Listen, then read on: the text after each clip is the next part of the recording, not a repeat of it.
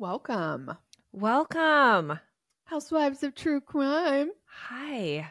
Monday.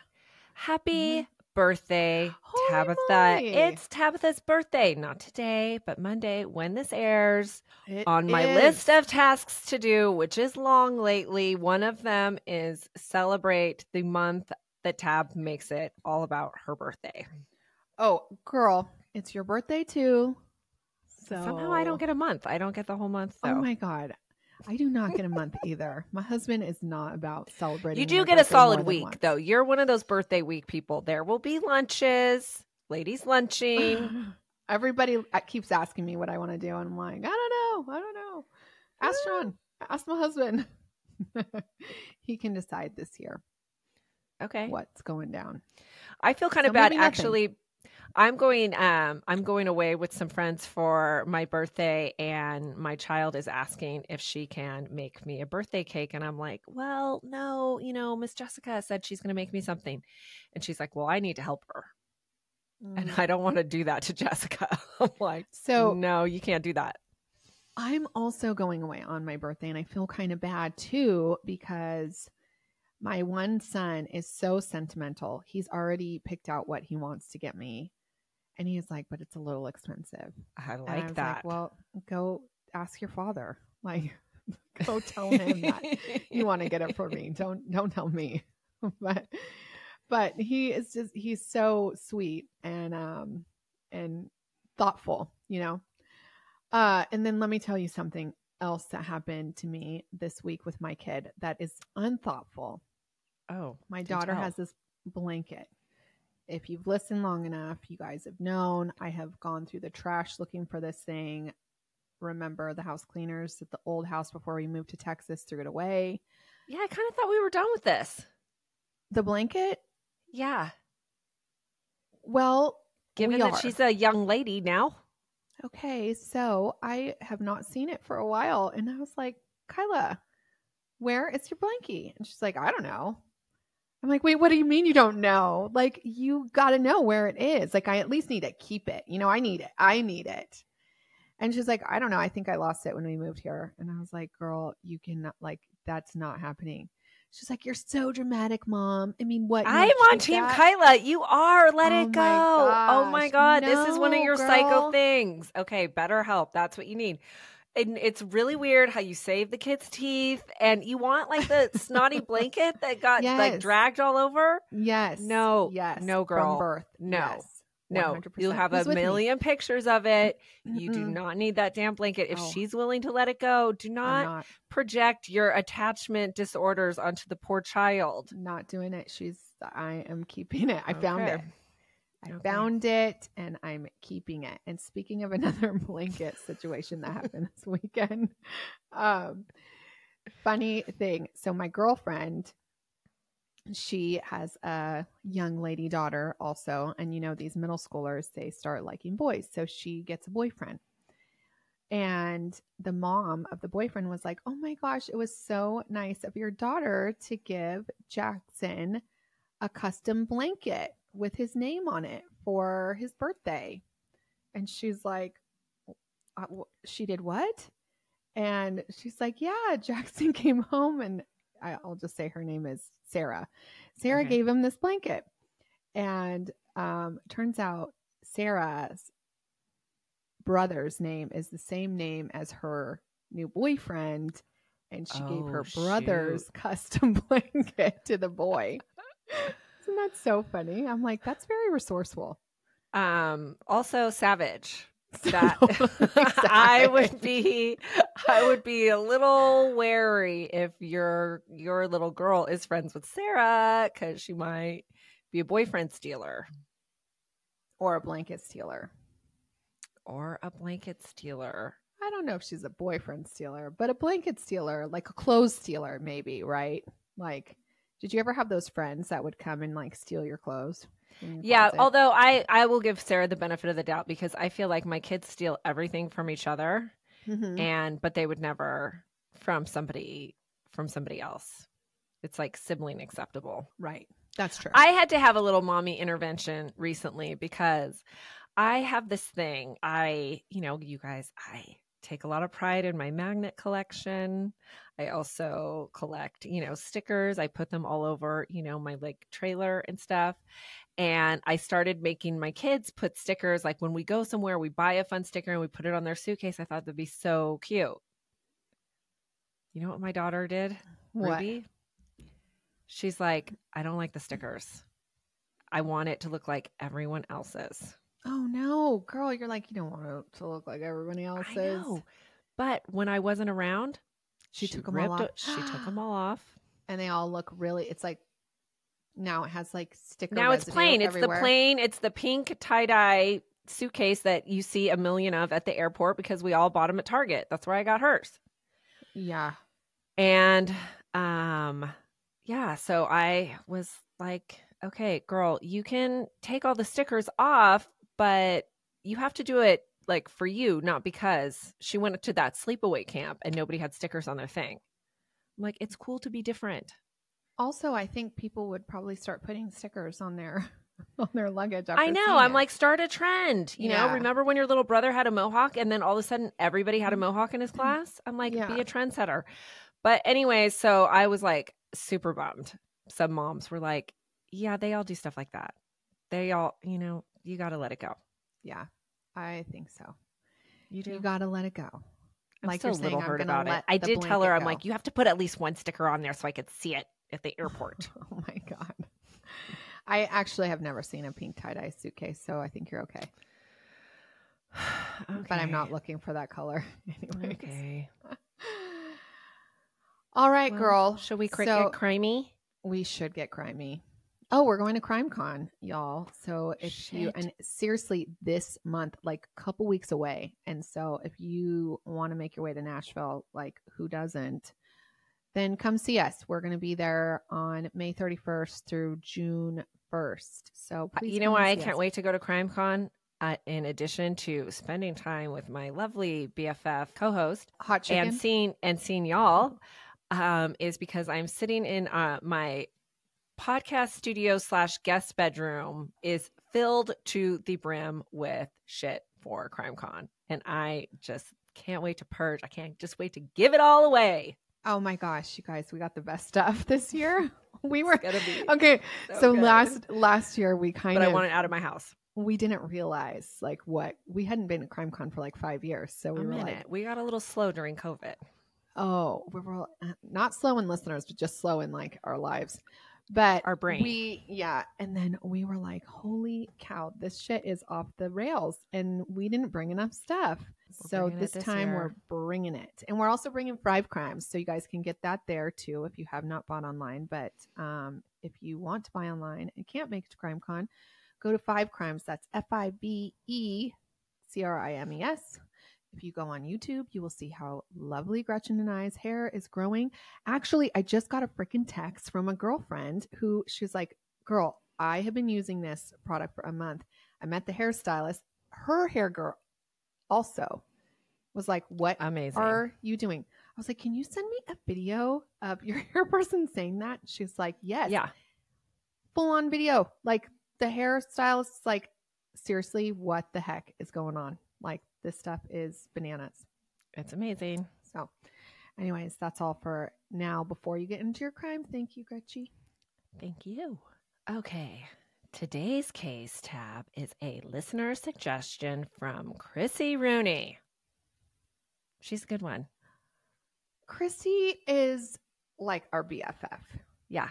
She has the great cases. She's always on Facebook group. And if you guys are not on our Facebook group, we haven't actually shouted that out lately, but we have a private Facebook group and it's it's Housewives of True Crime group. Listen, sometimes I'm slow on it, but it's only because I want to write like in-depth comments. So then I just like go through everything. Everybody posts like once a week and then I have a whole conversation. Mm-hmm. I try to do it more than once a week, but this week, but whatever. But get on there and tell me what you think. Tell me what you hate. I don't care. Just tell me. And we participate. Yeah. Yeah. Okay. So, anywho, thanks, Chrissy. This case takes place in none other than Orlando, but in the hip downtown part that I know I've never ventured to. And I don't know if you have. Orlando? It looks like a real, it's like downtown Orlando. It looks real fun. I think me and you just stayed in the hotel the whole time. I know, but you've been other times with your kids. I don't know. Yeah, but it looks like a really cool, I was really surprised. It looks like a really cool downtown, and I think we would like it to have, because we, especially you, but we both love a hot night, jacket free. Oh, 100%. That's why I like Texas so much. So I think that's what they got going on in Orlando too. And you're talking without kids. Like, I haven't gone there. Yes, I'm saying if we ever go and don't solely focus on Disney, maybe we could check out the downtown Orlando. Okay. Got it. I mean, we're one step closer. Kyla gave up her blankie, right? I'm about ready to cry already. Also, did you see Susie? Her daughter is graduating freaking college. And I remember when she was moving her in. And Susie's a listener of ours. And you guys, I'm like, I want to cry for her. I'm like, how did this happen so fast? Mm-hmm. Yeah. Crazy. Okay. So downtown Orlando, home of Sasha Samsudean, Disco Biscuit, Beyond. Okay. Sasha was living the dream. She grew up in Orlando and had lots of friends. She was beautiful, smart, super outgoing. Sasha was at that great point in life where, like, you have it together, you have like the good job and that you hoped for, that actually like pays a little money, but you don't have kids yet, so you're free as a bee to like spend all that money going out and whooping it up as much as you want, as long as you show up for work the next day, Mm-hmm. I know. That was Sasha's life. She had a great job doing social media for a real estate company, and she was living in a great apartment by herself in the heart of all the action on Orange Avenue, which is the street with all the clubs, in a big complex called Uptown Place. It looks ideal for a single girl. Pool, gym, and her apartment had wood floors. Oh. I have a real aversion to carpet, but I don't think I achieved like wood floor status until my 30s. And I've moved a lot and regressed back to carpeted situations periodically. Yes. But right now I'm all wood, bitch. But it doesn't all. But, well, some of it's tile, but still, and the wood all doesn't match. And the wood all doesn't match. But someday, I will get there. Yes, I hear you. So listen, I'm impressed. Sasha was only 27, living the wood floor dream. Okay. So, on Friday, October 16th, 2015, Sasha was out with friends for a big night in Orlando. The Orlando City Lions soccer team played and won. They have a big following. I've never followed like a local soccer team, but I guess it's like a real big deal in Orlando. Sasha was out wearing Lions colors, which are like purple and gold. So she had this real cute purple top on to represent, and white jeans. Her and her good friend Anthony went to the game and celebrated the Lions winning that night by going to the clubs afterwards. After doing the club scene that night for a few hours at around 1 a.m., she told her friend Anthony that she was taking off. He wasn't sure if she was going somewhere else or home. She left by herself, but according to Anthony, this really wasn't unusual. Sasha was, she was real grown and took care of herself, and they would often split up and meet up somewhere later. So Sasha and Anthony had plans for breakfast the next morning, and at first when she didn't show up, he assumed she was just hungover or, sleeping because she wasn't responding to her phone. Yeah. That's, I think, how we all would think about that. Right. At that stage in our life, right? Yeah. But he got worried after a couple hours because she still wasn't responding to him, and she wasn't active on any social media platforms, which was super unlike her. Sasha was social media friendly type of girl. Okay. So Anthony was alarmed and reached out to two of their mutual friends. And now the three friends are all concerned. Mm-hmm. So much so that they called all the area hospitals and jails and decided to head over to Sasha's apartment complex together to check on her. When they got there, her car was in the carport, but she was not answering her door. Like you can call up, to the door. Yeah. Okay. And so they called the police to do a welfare check around 8 p.m. Yeah. Okay.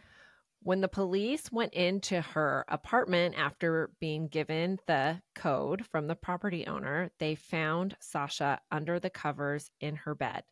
And so it initially appeared that she was sleeping, but sadly, upon closer inspection of Sasha, there were no signs of life, and there were marks on her neck that indicated it was due to strangulation. Oh, man. Yeah.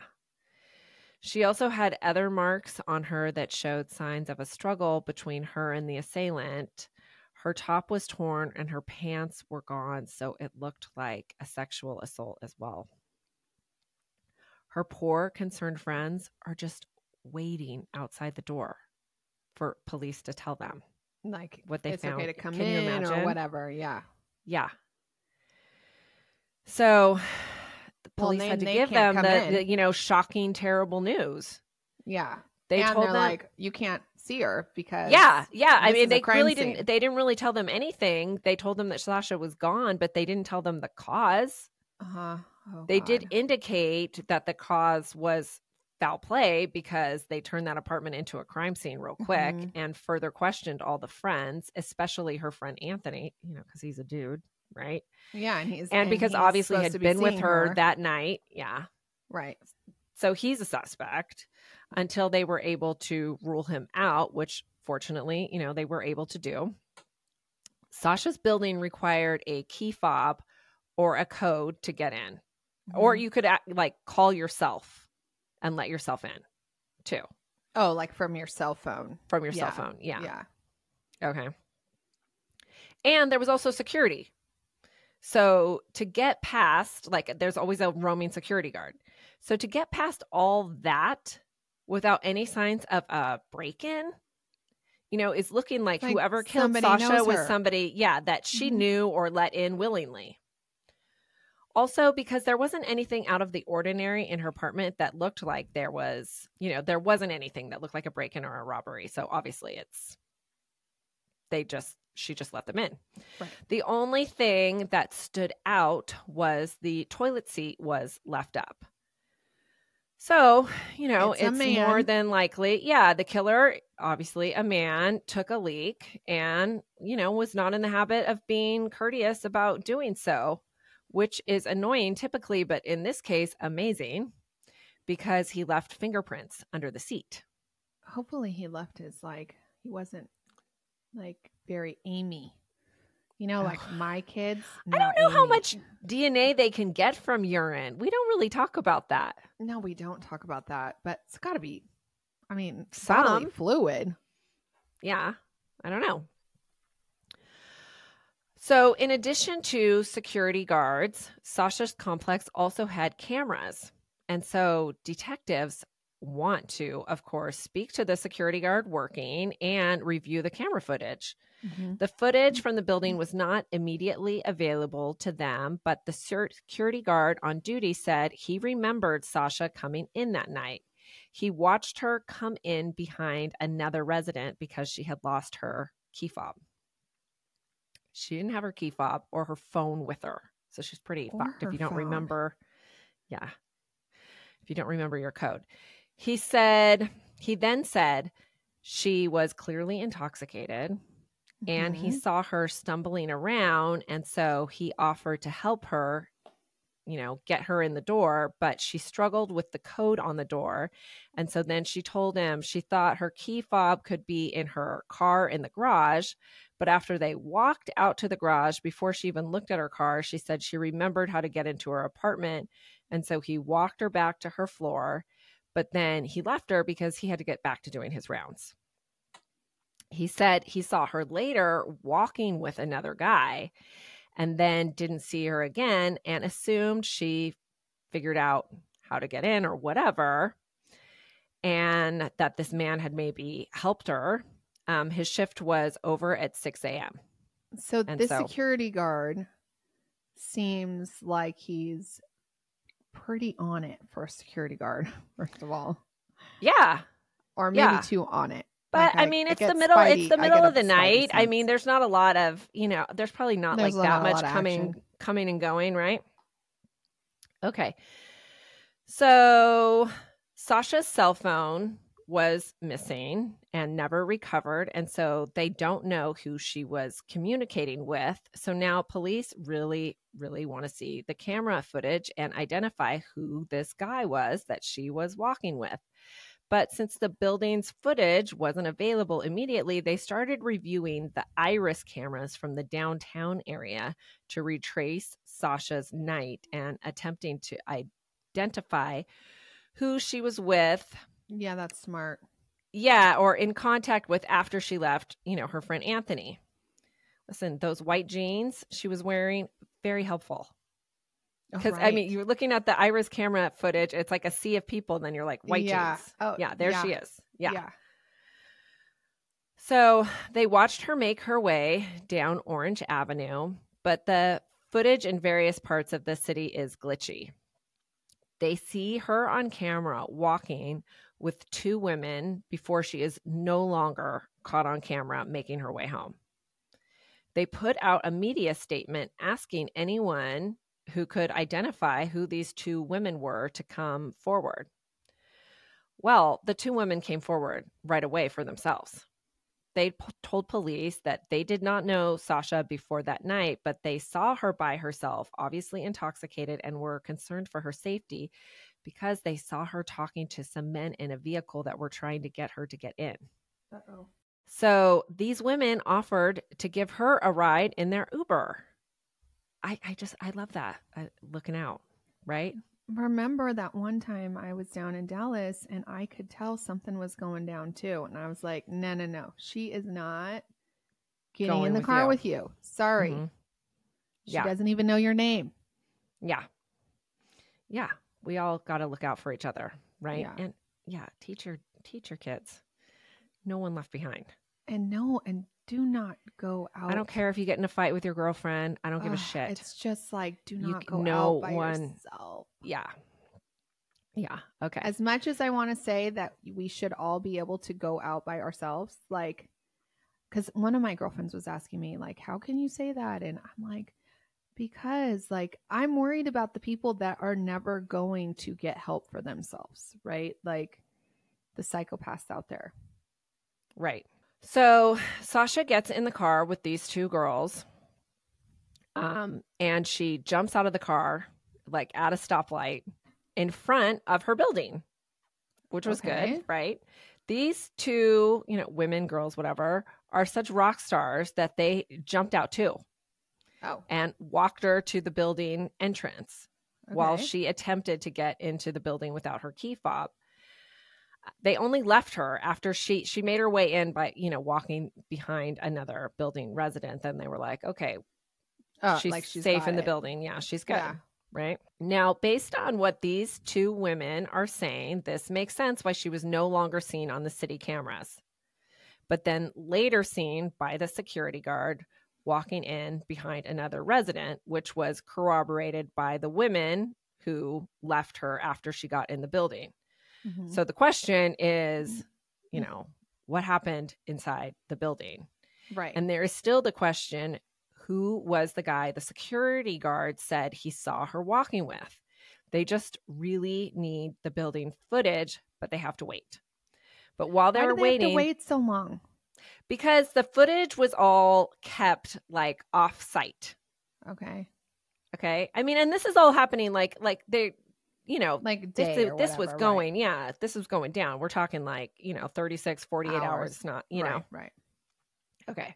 While they wait, they discover that Sasha's texts are connected to her iPad, which was found in her apartment. Because remember, her phone is like never found.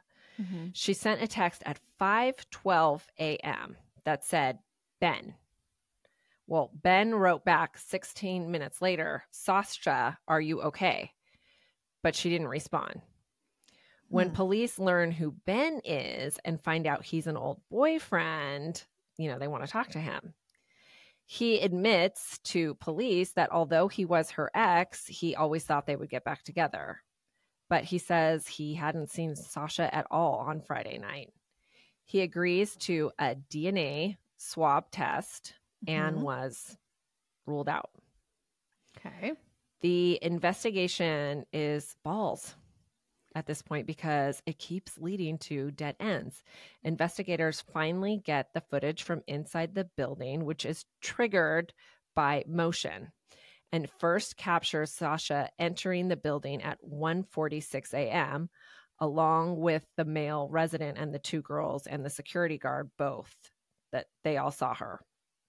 So then it's like, who's this male resident? Okay. So the male resident said that he let her in because she was cute. But once inside the building, Sasha headed in the opposite direction of the elevators, which he opted to take to get to his floor. So he never saw her again after he let her in. His account seemed to be true because Sasha was captured on camera going through the building stairwells alone until she made it to her floor. But the cameras, and I don't understand this, the cameras do not work in the hallways. It's like always that. There's always like some camera that's not working that we really need to see. Yeah. But the male resident was never seen, on camera with her in the stairwells or whatever. So he couldn't have figured out where she lived. It's a huge complex. Okay. So it's like another dead end. With the camera footage, they verify what the security guard said about walking her to the parking garage and then turning around before they entered it, and then him returning to work. But because the cameras did not work in the hallways, there are so many residents in the complex, they are still struggling to figure out who was the mystery man that the security guard saw her walking in the hallway with. What they know is Sasha was last seen on camera at 2:45 a.m. in the stairwell.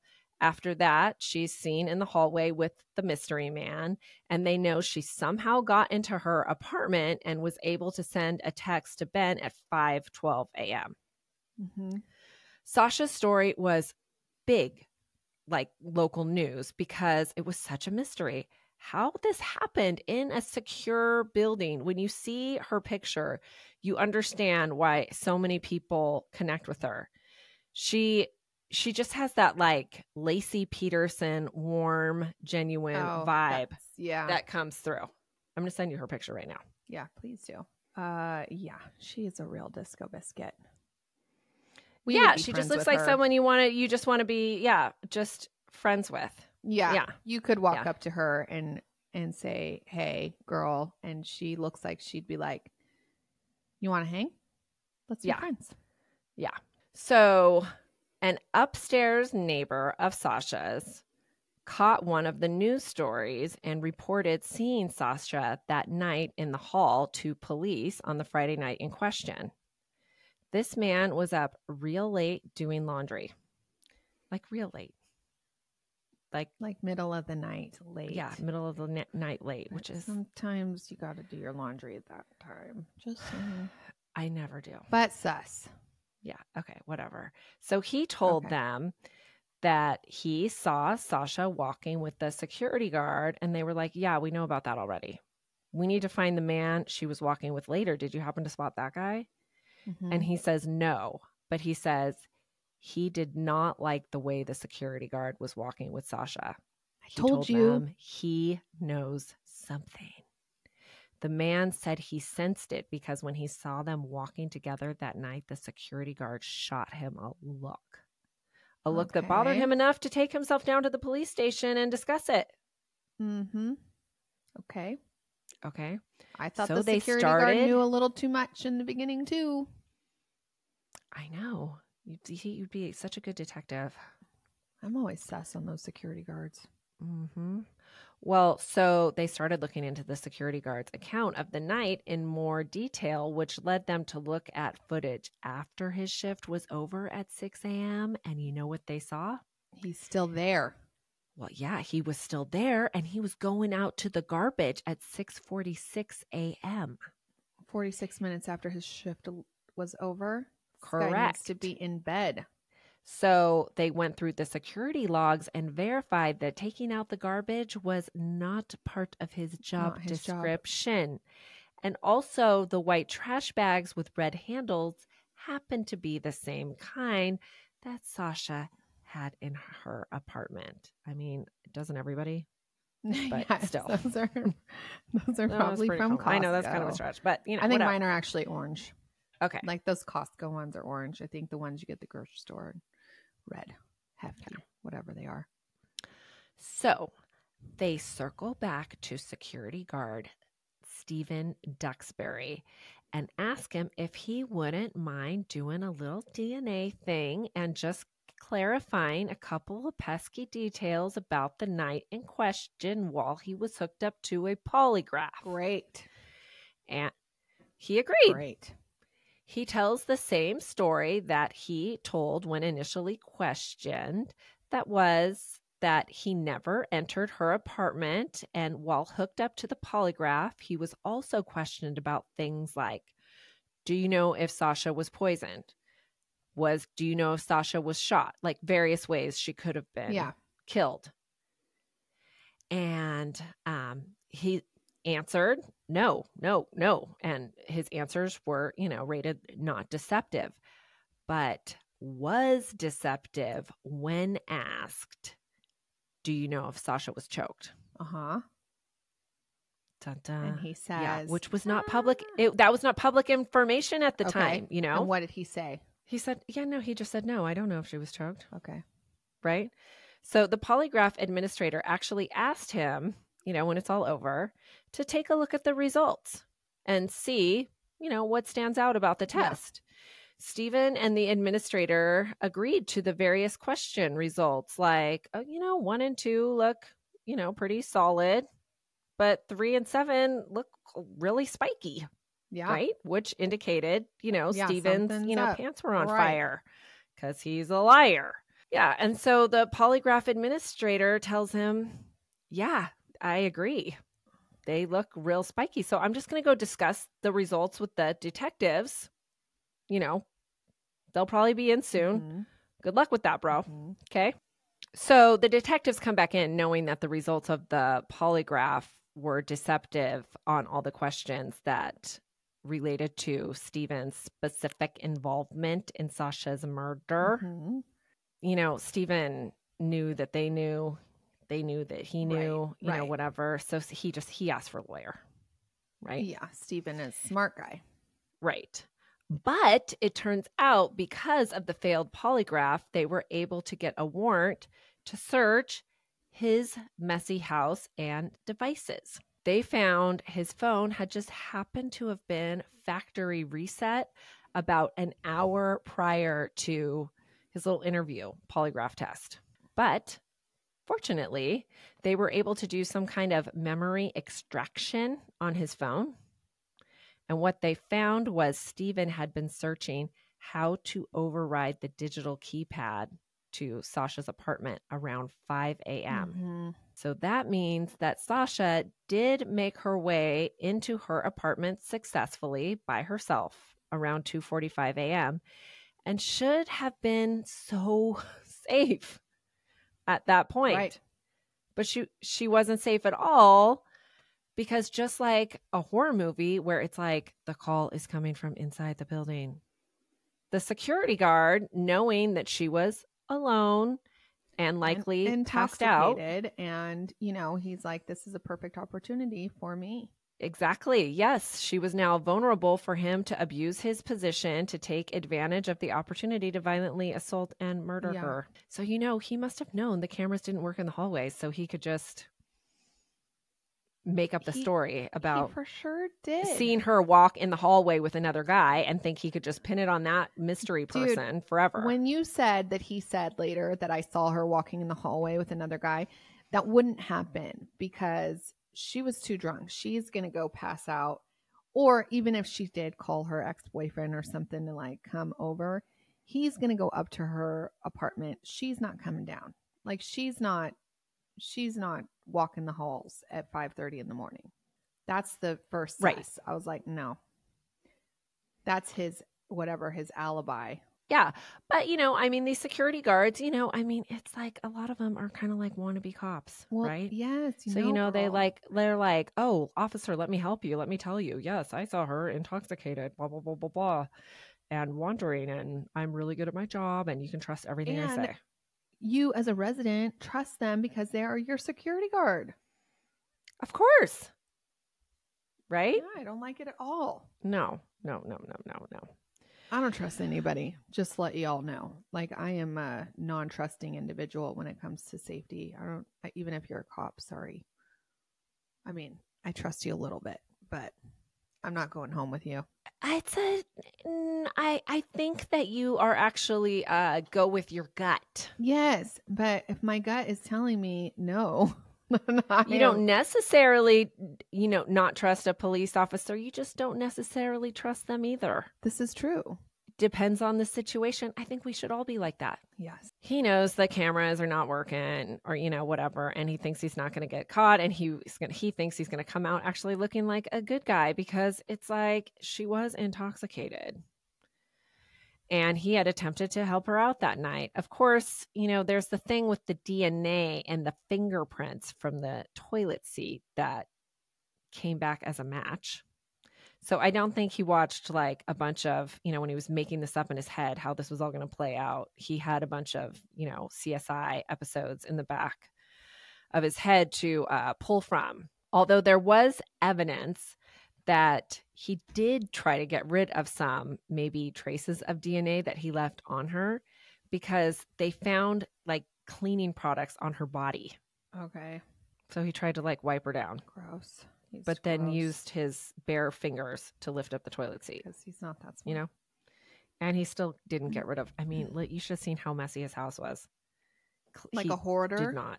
Or just like gross. Like disgusting. Like dishes piled on top of, like shit everywhere. It's like, yeah, of course you can't clean up all the DNA. Right. Like, listen, yeah. So anyhow, it was 5:14 a.m. when he got into her apartment. So we know she was awake at 5:12 because she sent that text to Ben. So maybe she texted Ben when she heard him like overwriting her door code. So terrifying for her. It. Stephen Duxbury was charged with sexual battery and murder, and surprisingly, he did not take a plea. He went to trial where he was found guilty and sentenced to life without parole plus 15 years. He appealed, saying his statements to the police, like before he was a real suspect, like when they were like, hey, you work here, what did you see? He says they should not have been admissible in court because he thought if he did not speak to them, he would lose his job. But he also admitted that neither the police nor his supervisors had threatened him with that. That appeals argument just sounds like a real far stretch. Yeah. Right? Yeah. And the courts agreed and his appeal was denied and he's still guilty AF. He currently resides behind bars in Tomoka Correctional Facility in Daytona Beach. Sounds nice. Which sounds like a lovely place to be in prison, unless they don't have air conditioning. Do you think they have air? I'm sure they don't have an ocean view. And I bet they don't have air conditioning. I bet actually being in Florida prison they sucks. For sure have air conditioning. I think it would be like inhumane not to have air conditioning. I bet they don't turn it up real high.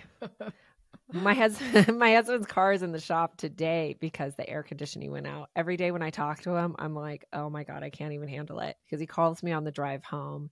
I'm sick of hearing him bitch about it. He's like, the air conditioning is out. It's the worst thing to ever. Okay. I just looked up. Inmates grapple with the oppressive heat. Okay. So, nearly a month after stifling heat wave, correction officers are attempting to alleviate sweltering conditions in the Florida unconditioned prisons. So, Well, yeah, of course. You got to have air conditioning for the like the deputies, the correctional officers, etc., that are walking the halls, right? I mean, you don't want them grumpy. You'd be so grumpy. Temperatures inside the building without air conditioning can soar 15 degrees higher than the temperatures outside. That means if it's 100 degrees outside, it's 150 balls. Oh God. Could you imagine? Sweaty balls. Lots. And the stank, no thank you. Oh God. You know, Chris Chrisley's in prison in Florida. Mm-hmm. His balls are sweating. I'm sure of it.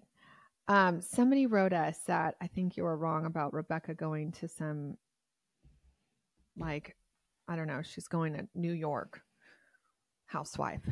I don't know. Oh, maybe it wasn't Beverly Hills. It was New York. Okay. Well, okay. I apologize for was she giving misinformation? Oh, which Rebecca I would have said that on Patreon. Oh, okay, yeah.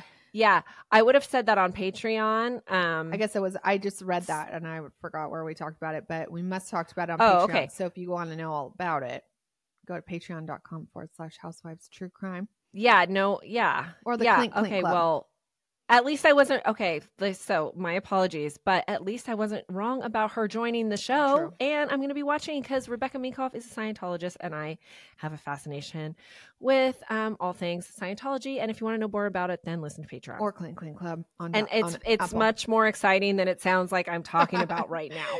She is obsessed. Trust me. The church of coldness. We don't want to talk about it too much on the regular. No, we don't want to because they're watching. No. They're always listening. They're so scary. Yeah. Okay. Also, okay. I did want to say that this case made me think about that door jam thing you have made us use in hotels. Yes. And you're always talking about. So I bought it on Amazon, right? It's basically a door jammer. This would work for her if you can get into her house with a code, like a door code. But anyways, it's really, because I get very nervous because people have keys to your hotel room and anybody can come in there at any time. And I've had that. Yeah, like they just swipe that key. How do you know they didn't just, I've had that happen a lot, whether it's like, a service provider or whatever. But there was one time where I was like, dude, I don't think, like, what are you doing in here? You are not a cleaning person and not a maintenance person, and there's no maintenance. So what the heck were you going to come in here for? But well, my husband has had it happen where it was like drunk ladies, like walked into his hotel room. They had the same key card, like went to his room. Right. So anyways, back off, bitches. Maybe he's mine. There is a door stopper you can get that you stick in there. I know. Yeah. The thing that is so troublesome is it's like, yeah, of course we're all on high alert when we're like, we double lock all the shit, like in the hotels, right? You do the extra thing. I know, but they have a way to get through that. And with this, but in your own apartment, stumbling home. You don't think about that. Like, no effing way. I probably did in my 20s when I stumbled home. I probably didn't even lock my damn door half the time. You for sure didn't. Okay? I'm pretty sure I came after you and just walked right in. I'm pretty sure I didn't start locking my door until we started the podcast. That's what everybody says. Now I lock the shit out of it. Everybody says to me, they're like, it's just because you do true crime that you're so crazy. I'm like, well, in fairness, we were always a little crazy. Like, yes. I mean, that definitely enhances my heightened, I like to call it heightened awareness. Okay. Yes. We have a heightened awareness. Right. So anyways, all right. Well, I rest in peace, Sasha Samsudean. Perfect name too. I know. Really cute, sweet, bubbly. Had her whole life ahead of her. Girl. Whole life. Yeah. I cannot. And that guy, he needs to rot in prison in the hellhole with the sweaty balls. Right. And anyways, I think that's all for today, Gretchy Poo. Like we said, the Clink Clink Club on Apple is coming up on Thursday. And I'm off to celebrate my birthday for the whole damn everybody week. wished to have happy birthday online. Let's flood her shit. Right. All right. Clink, clink. Clink, clink.